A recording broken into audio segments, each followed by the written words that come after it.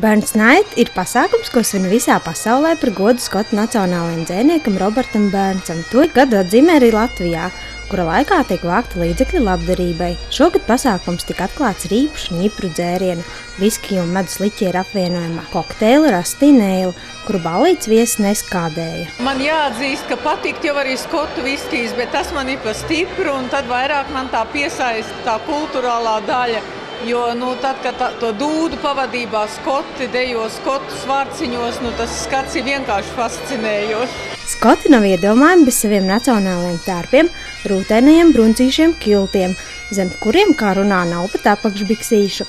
Neba par velti vīriešu svārkos spēj piesaistīt daudz sieviešu acu skatienus. Man liekas, nav citu tādu modes tendenču vai iespēju apskatīt vīriešu kājas tik tuvu. Un šajā ziņā skoti man ļoti imponē. Šis kilts ir vairāk domāts oficiālam pasākumam. Ikdienas apģērbs un daļai oficiālais ir nedaudz atšķirīgi. Pastāv ļoti stingri noteikumi. Šī ir prinča Čārlija žakete. Es uzskatu, ka tikai visvīrišķīgākie vīrieši drīkst un arī atļaujās valkāt tādu lietu kā, teiksim, kiltu. Visiem vienmēr interesē, kas slēpjas zem skotu svārkiem.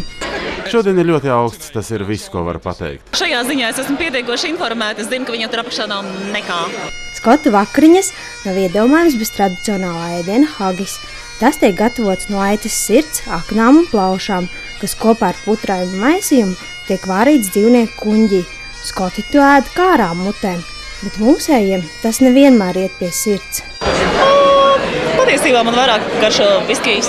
Man jau šis saturs kā tāds liekas nebaudāms, lai ar kauns man to ir teikt, piedaloties tik daudz reizes tajā pasākumā, bet es labāk pieturos pie tradicionālām klasiskām lietām. Viss par viņu ļoti daudz slikta runā, bet cik es šeit, piemēram, šajās vakariņās viņas nogaršojas, viņam nekāda vaina nav.